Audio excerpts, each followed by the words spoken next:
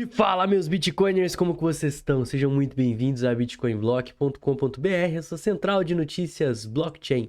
Eu sou o Arthur do canal Cripto, trazendo mais um primeiro bloco de notícias, que é um quadro que eu faço aqui no canal, comentando as notícias mais importantes, relevantes, que estão acontecendo nas criptomoedas e no mundo. E galera, antes de começar, eu queria aí te pedir aquele like, isso é muito importante. Isso faz o YouTube recomendar o nosso conteúdo para outros usuários.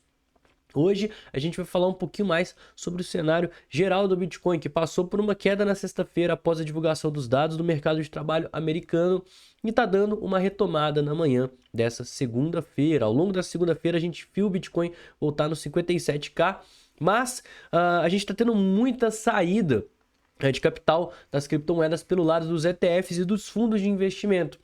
Isso eu vou te falar o que pode resultar aí nas nossas queridas criptomoedas. Além do mais, a Rússia está ficando amiga dos bitcoins, né? Além de ter liberado o Bitcoin para fazer pagamentos internacionais entre fronteiras, já está arrecadando mais de 3 bilhões de dólares em receita só nesse último ano de 2023 referente à mineração. Tudo isso e muito mais daqui a pouquinho. Não esquece de deixar o seu like, verificar sua inscrição aqui no canal. E hoje está sendo um dia de alta, Bitcoin aí subindo mais de 4%, levando as outras criptomoedas também a passar por movimentos de alta, né? 57 mil dólares, Ethereum nos 2.300. Algumas criptos aí se performando melhor, como a TON, Dogecoin e algumas memecoins, né? A Pepe também está subindo bastante hoje. A TAL está subindo muito, NIR, CAS, ICP. A alta do Bitcoin acaba trazendo mais otimismo para o mercado.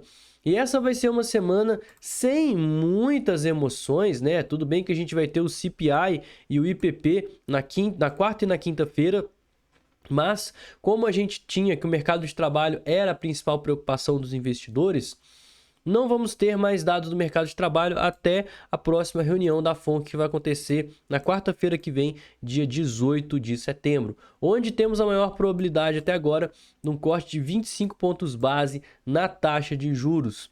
Na sexta-feira passada, eu vou até puxar aqui no calendário para mostrar para você. Sexta-feira passada foi dia 6, tá? No dia 6 foi divulgado o payroll, que é o relatório de emprego tanto do setor privado quanto do setor não agrícola, que representa mais de 90% aí, dos empregos em geral dos Estados Unidos, cujo qual veio abaixo do esperado. Menos pessoas empregadas significa um mercado de trabalho mais frio.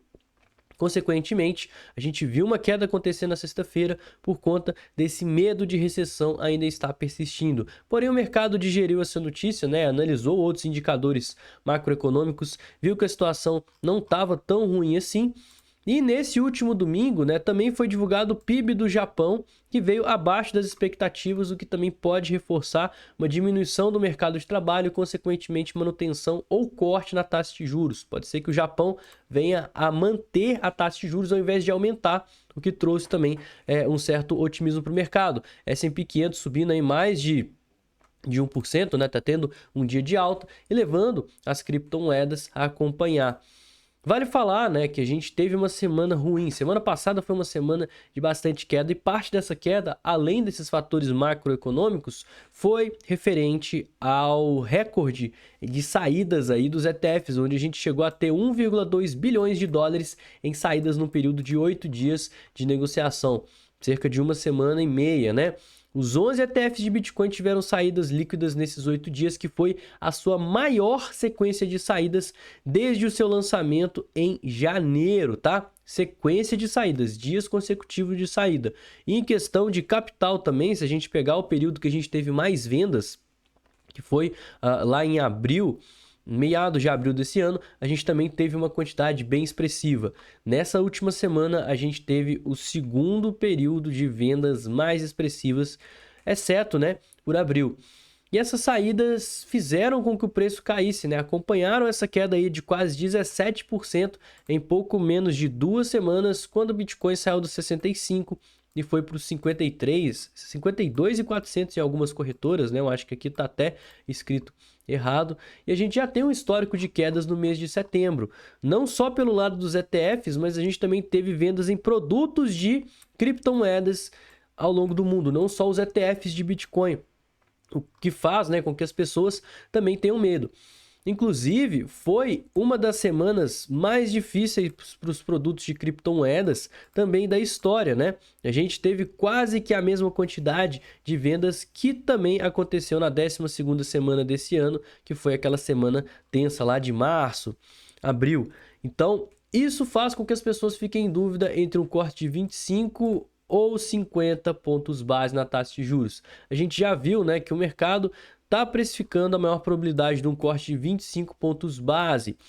Mas, por outro lado, um corte de 50 pontos base reforçaria aquela narrativa, né, de ser positivo para ativos de risco, uma vez que os ativos de risco se beneficiam positivamente à medida que a gente tem mais corte à taxa de juros. As pessoas ficam menos expostas aí à renda fixa e vão para a renda variável. Mas essas saídas, né, fizeram justamente com que gerasse uma expectativa de corte de 50 pontos base na taxa de juros. Em todo e qualquer caso, esses cortes na taxa de juros favorecem ativos de risco.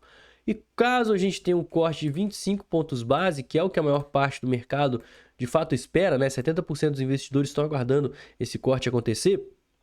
Isso leva a gente a pensar que estamos naquela narrativa de soft landing, corte controlados na taxa de juros, o que joga para escanteio, né? O que tira aquela probabilidade de recessão nos Estados Unidos, que é o maior medo do mercado. Então o cenário está muito bom, por isso que as criptomoedas estão reagindo aqui positivamente. E não foi só nos Estados Unidos que a gente está tendo uma euforia. A Rússia também está aproveitando o hype das criptomoedas. E segundo um estudo, a gente teve aí que a Rússia, no ano de 2023, chegou a minerar 3 bilhões de dólares em criptomoedas, o que gerou aí uma receita em imposto de 50 bilhões de rublos russos. Então, a Rússia, em 2023, legalizou a mineração de criptomoedas e agora, em 2024, legalizou as criptomoedas, Bitcoin e afins, para serem utilizados como pagamentos entre países transfronteiriços, que chama. Ou seja, para burlar as sanções aí do Ocidente, dos Estados Unidos, a Rússia está utilizando Bitcoin e criptomoedas. E essa medida ela já vem sendo estudada desde 2023, onde ela criou legislações e situações mais favoráveis para a mineração de criptomoedas no país. E essa medida, ela pode ser excelente para o Bitcoin e para as criptomoedas, não só na questão de atrair mais investidores e arrecadação fiscal para a Rússia, mas o próprio fato, né, de reforçar que as criptomoedas são um ativo à prova de censuras e independente do governo. Se a gente tiver qualquer governo do mundo, se tiver um investimento muito forte no lado das criptomoedas, isso pode fazer com que outros governos tendem a fazer o mesmo, sejam mais amigáveis às criptomoedas, uma vez que a arrecadação também é absurda, crie condições mais favoráveis, e quanto mais mineração a gente tiver na rede, mais o Bitcoin vai valer, mais segura a rede vai estar, maior vai estar o poder computacional da rede, mais os mineradores vão ter que investir, mais caro vai ficar para minerar Bitcoin, menos os mineradores vão tender a vender suas criptomoedas, que é o único jeito que inflaciona o Bitcoin no mercado, que é quando o Bitcoin ele é despejado, né? Os Bitcoins que são minerados, o Bitcoin, a inflação dele vem diminuindo até que chega no limite, é a deflação. Mas ainda assim, existe uma certa inflaçãozinha. São gerados 3,125 Bitcoins a cada 10 minutos aproximadamente.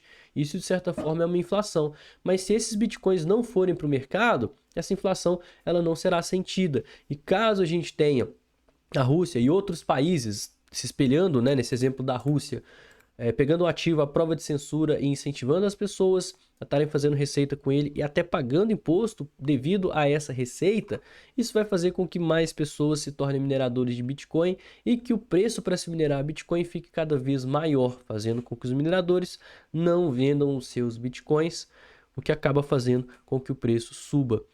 Então, igual eu falei, essa mudança também pode estimular investimentos em infraestrutura e promover o crescimento econômico, no caso da Rússia, especialmente em meio às sanções internacionais, o que pode fazer com que outros países tomem o mesmo rumo.